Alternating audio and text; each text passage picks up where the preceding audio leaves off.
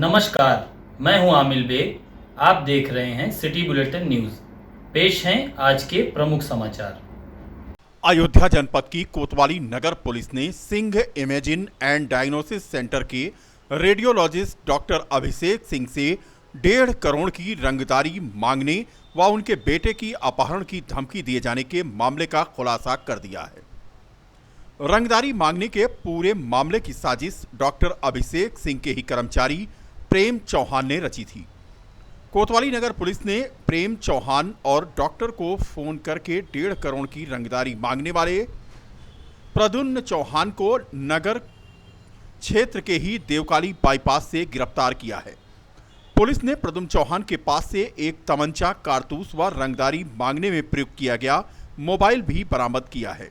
वहीं इसके साथ ही जाली नंबर प्लेट की एक मोटरसाइकिल भी पुलिस ने बरामद की है। दोनों आरोपी बस्ती जनपद के थाना छावनी क्षेत्र के रहने वाले हैं। इस मामले का खुलासा करते हुए एएसपी निपुण अग्रवाल ने कहा कि Singh imaging and diagnosis centre के कर्मचारी प्रेम चौहान ने ही पूरे मामले की साजिश रची थी। प्रेम चौहान ने ही अपने दोस्त प्रद्युम्न चौहान को बताया कि डॉक्टर के पास काफ़ी पैसा है और इनसे रंगदारी मांगी जा सकती है। उसी के कहने पर प्रद्युम्न चौहान ने डॉक्टर अभिषेक सिंह को फोन करके 1.5 करोड़ की रंगदारी मांगी। रंगदारी न देने पर डॉक्टर अभिषेक सिंह के बेटे को अपहरण करने की धमकी दी गई। फोन आने के बाद डॉक्टर अभिषेक सिंह ने इसकी सूचना कोतवाली नगर पुलिस को दी, जिसके बाद डीआईजी एसएसपी दीपक कुमार के निर्देश पर कोतवाली नगर के एसएचओ नीतीश श्रीवास्तव के नेतृत्व में पुलिस टीम ने पूरे मामले का खुलासा कर दिया।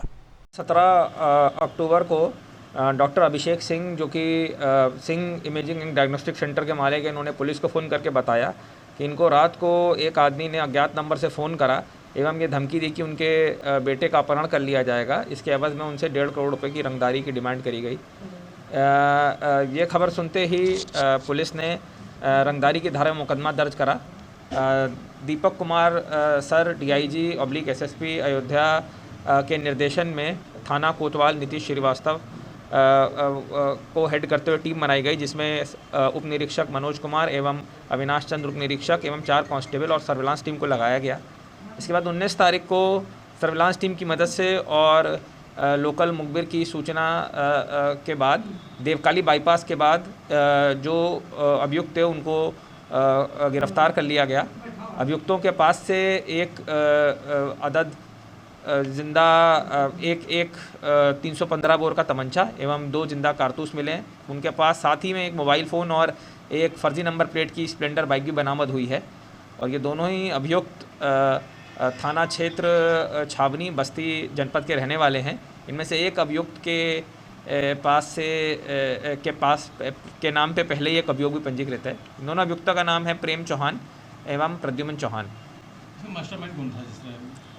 इनमें मास्टरमाइंड प्रेम चौहान थे, क्योंकि प्रेम चौहान पहले से ही इस डायग्नोस्टिक सेंटर में लैब में काम करते थे और ये उनके परिचित थे, प्रद्युम्न चौहान। सिंह डायग्नोसिस सेंटर रिकाबगंज के मालिक को फोन पर धमकी मिलने के बाद पुलिस द्वारा की गई त्वरित कार्रवाई से खुश होकर डॉक्टर दीप्ति सिंह द्वारा प्रसन्नता व्यक्त की गई है। डॉक्टर दीप्ति सिंह डॉक्टर अभिषेक सिंह की पत्नी हैं।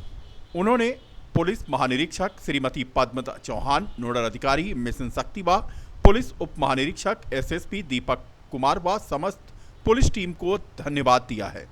कल मेरे बच्चे के लिए फिरौती के लिए एक कॉल आई थी, तो एक्चुअली उस समय वो शक्ति योजना का वो मुख्यमंत्री जी का कार्यक्रम चल रहा था, तो उस समय मैं इनवाइटेड थी, उसी प्रोग्राम में मैं वहीं पे थी। तो इन बिटवीन कॉल आई, तो कॉल के बाद मैं तुरंत वहाँ पे एसएसपी सर भी थे, आईजी मैम भी थी, डीएम सर भी थे और कोतवाल साहब भी थे। तो मैंने तुरंत उन लोग को ये चीज़ बताया और क्विक रिस्पांस मिला मुझे, और विदिन 5 आवर्स जो था वो कल्प्रिट मेरा पकड़ा गया। तो मुझे तो बहुत ही ज़्यादा विश्वास है और इन्होंने पूरी तत्परता के साथ मेरा सहयोग दिया। धन्यवाद। आरजेबी थाने में तैनात योगेश चौहान की हत्या का इटावा पुलिस ने खुलासा कर दिया है। राम जन्मभूमि थाने में ही तैनात महिला सिपाही ही निकली हत्या की मास्टरमाइंड। महिला सिपाही मंदाकिनी ने अपने 2 सगी बहनों व 2 अन्य लोगों के साथ मिलकर सिपाही योगेश चौहान की हत्या की थी। महिला सिपाही मंदाकिनी योगेश चौहान से शादी करना चाहती थी और योगेश चौहान उसे मना कर रहा था। महिला सिपाही मंदाकिनी की दोनों बहनों ने भी योगेश चौहान को राजी करने की कोशिश की, लेकिन मना करने पर तीनों बहनों ने हत्या की योजना बनाई। अयोध्या से छुट्टी लेकर दोनों निकले थे अपने अपने घरों के लिए। अयोध्या से योगेश चौहान निकला था अपने गृह जनपद मथुरा के लिए, जबकि महिला सिपाही मंदाकिनी अपने गृह जनपद इटावा के लिए निकली थी। महिला सिपाही मंदाकिनी योगेश को इटावा ले गई। 1 लाख रुपए में सुपारी देकर 2 अन्य लोगों को हत्या में शामिल करके तीनों सगी बहनों और दोनों आरोपियों ने उसकी हत्या कर दी। दोनों की गिरफ्तारी हो गई है। महिला सिपाही की बड़ी बहन मीना भी मथुरा में हेड कांस्टेबल पद पर तैनात है। मिलते हैं एक छोटे से ब्रेक के बाद। अमृत भोग sweets and fast food restaurant Prayagraj highway पर खजुराहट में विश्वनाथ मोदनवाल का सबसे पुराना प्रतिष्ठान। गुणवत्ता ही हमारी पहचान। 24 घंटे खाने व विश्राम करने का एकमात्र स्थान। एक बार सेवा का अवसर दें।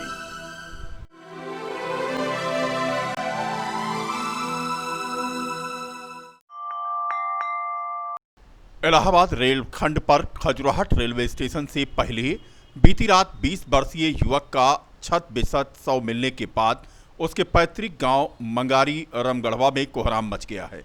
रमगढ़वा गांव के निवासी संजय यादव का 20 वर्षीय पुत्र विवेक यादव बीती देर रात दुर्गा प्रतिमा की सजावट के निमित्त घर से निकला था। काफ़ी देर बीत जाने के बाद जब वह वापस नहीं लौटा तो घबराए परिजनों ने मोबाइल पर संपर्क करना चाहा, लेकिन संपर्क नहीं हो पाया। सुबह होते ही लापता विवेक का कुछ पता नहीं चला तो गांव वालों ने खोजबीन शुरू की। पता चला कि वासुदेवपुर गांव के समीप रेलवे ट्रैक पर एक युवक का शव पड़ा है। फिर क्या था, खोजबीन करने वाले जब वहां पहुंचे तो देखा कि लापता व्यक्ति का रेल पटरी पर छत बिछत शव पड़ा था। फिलहाल रेलवे स्टेशन मास्टर खजुराहट ने बताया कि रात में 1:30 बजे तथा सुबह 5 बजे जो ट्रेन गुजरी है, संभवतः यह हादसा उसी ट्रेन के गुजरने से हुआ है। वहीं दूसरी ओर घटना के बाबत स्थानीय पुलिस ने शव को पंचनामे के लिए भेजकर पोस्टमार्टम के लिए फैजाबाद रवाना किया। सिटी बुलेटिन की टीम बीकापुर की रमगढ़वा गांव में पहुंची, जहां मृतक के परिजन रोते बिलखते आरोप लगा रहे थे कि उनके घर के चिराग की हत्या कर दी गई है। मृतक की मां ने बिलखते हुए बताया कि उसके पुत्र को 3-4 दिन से जान से मारने की धमकी दी जा रही थी। फिलहाल मामला पुलिस की जांच के घेरे में है। स्थानीय पुलिस की लापरवाही सामने तब आई जब उनसे इस मामले की बाबत जानकारी चाही गई तो उन्होंने सिरे से पल्ला पहले ही झाड़ लिया। घटना के बाबत गहराई से अध्ययन करने के बाद ही अब किसी निष्कर्ष पर पुलिस पहुंच पाएगी। बोल पावत है तो वो उनका दिन बस मोबाइल छोड़ के लेके भाग नहीं, अब महतारी बाप के आगे बहन के बोलना है पाए नहीं। धमकी कह दे बयान तो का काट के बरिया भर के उठा ले जावे। अपडेट यही है कि इसकी कार्रवाई की गई। चौरे बाजार की पुलिस डेड बॉडी को लेकर के अपने कब्जे में गई। रात में कितनी ट्रेनें यहाँ से क्रॉस हुई हैं? रात में कितनी ट्रेनें क्रॉस हुई हैं यहाँ से? रात में 2 ट्रेनें पास हुई। अयोध्या जिले में भी समाजवादी पार्टी ने राज्यपाल के नाम संबोधित सीआरओ पीडी गुप्ता को ज्ञापन सौंपा। समाजवादी पार्टी ने प्रदेश में कानून व्यवस्था ध्वस्त होने का आरोप लगाते हुए समाजवादी पार्टी के नेताओं ने योगी सरकार से इस्तीफे की मांग की है। प्रदेश में कानून व्यवस्था ध्वस्त है।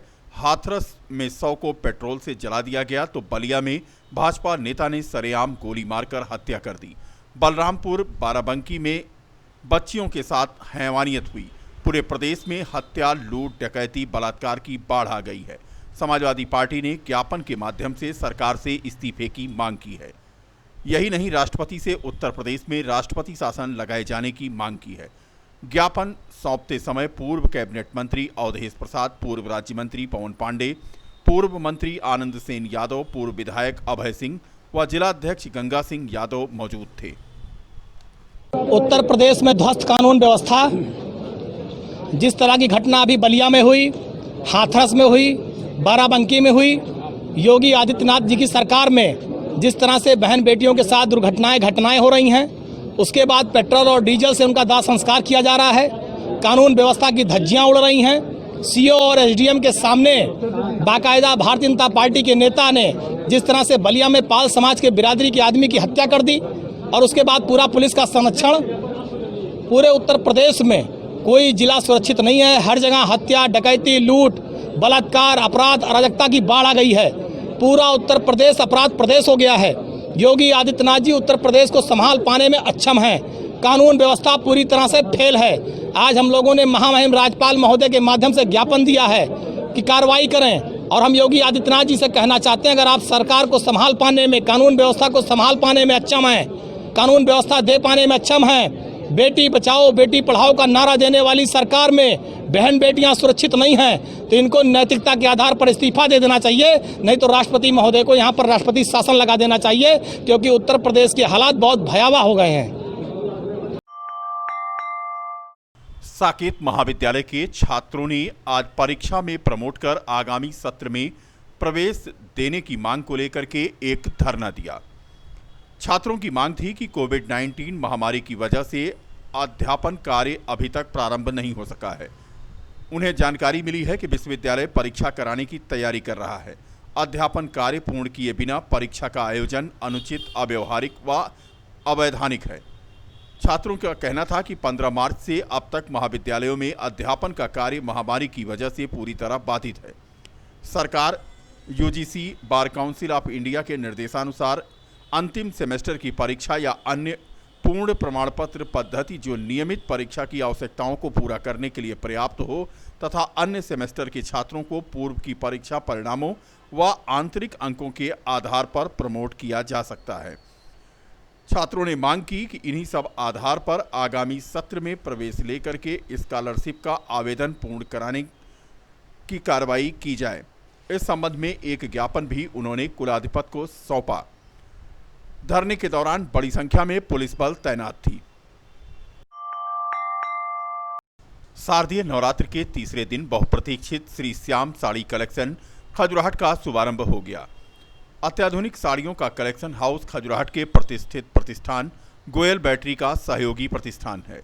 आज थोक साड़ियों के विक्रेता गोलू यादव द्वारा विद्वत धार्मिक अनुष्ठान के उपरांत साड़ी सेंटर का उद्घाटन किया गया।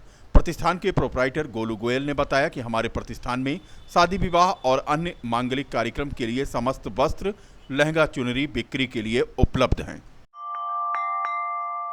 शहर के गणेश नगर मकबरा पर स्थित माता शीतला का दरबार आप तस्वीरों में देख सकते हैं। जगमगाती रोशनी से नहाया माता शीतला का दरबार, जहां पर नवरात्रि के तीसरे दिन श्रद्धालुओं ने पहुंच करके अपनी आस्था निवेदित की। नवरात्रि के तीसरे दिन दोनों दिन के मुकाबले यहां पर ज़्यादा भीड़ भाड़ रही। हालांकि इस दौरान शारीरिक दूरी के पालन के प्रति सजगता बरती गई। प्रशासन ने मास्क को अनिवार्य बना रखा है, तो यहां के महंत जयप्रकाश दास ने स्वयं उस पर शासन की गाइडलाइन का पालन कराने का बीड़ा उठा रखा है। श्रद्धालुओं ने नारियल, चुनरी, बतासा आदि यहां देवी माता को अर्पित करते हुए कोरोना से मुक्ति की कामना की। बता दें कि शहर के गणेश नगर मकबरा में है माता शीतला का दरबार, जो इन दिनों श्रद्धालुओं की आस्था का केंद्र बना हुआ है। आज के लिए बस इतना ही। कल फिर मिलेंगे इसी समय इसी चैनल पर। तब तक के लिए नमस्कार।